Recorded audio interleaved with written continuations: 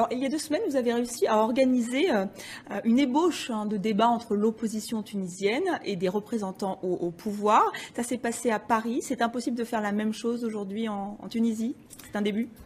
Tous les intervenants à la conférence ont insisté sur l'idée que cette conférence ne pouvait pas se faire en Tunisie. Nous, on le regrette, mais on a estimé qu'il fallait que cette conférence ait lieu.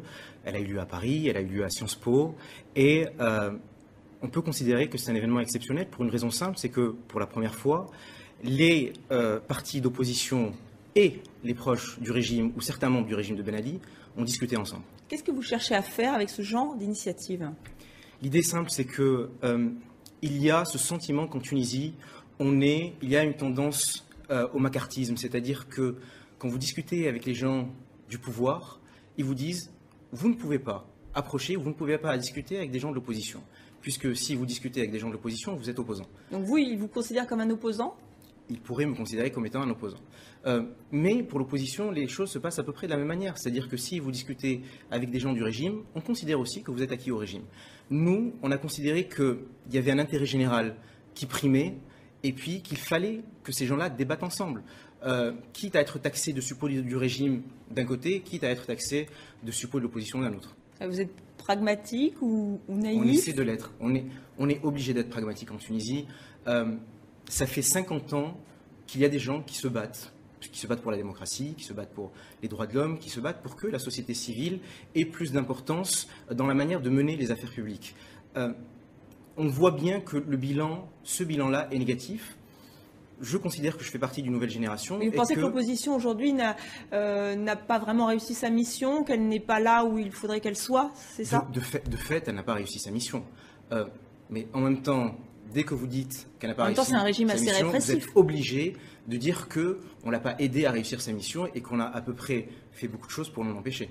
Vous pensez que vous pourrez faire mieux, que vous pourrez être une vraie opposition ? Vous, je veux parler aussi de la jeunesse tunisienne ? Je dis pas que je veux absolument faire partie de l'opposition, c'est un concept qui, à mon sens, est vide. Et je dis simplement qu'il faut faire les choses autrement et qu'il faut essayer de trouver quelque chose. On est en train d'y réfléchir, on y réfléchit tous les jours pour que les choses changent en Tunisie et pour les Tunisiens. Et ce scrutin-là ne va rien changer. On a le sentiment que les Tunisiens sont assez las, désabusés par rapport aux élections, par rapport à la vie politique. C'est la chose la plus inquiétante. C'est vraiment la chose la plus inquiétante pour une raison simple. Vous avez plusieurs rapports qui soulignent les atteintes aux droits de l'homme en Tunisie. Amnesty International, AFIDH, beaucoup de militants des droits de l'homme. C'est provocateur ce que je vais dire, c'est pas ça qui inquiète le plus, c'est très inquiétant. Mais ce qui inquiète le plus, c'est l'indifférence générale du peuple tunisien pour le destin de son pays. Donc, justement, comment changer, comment inverser la tendance ?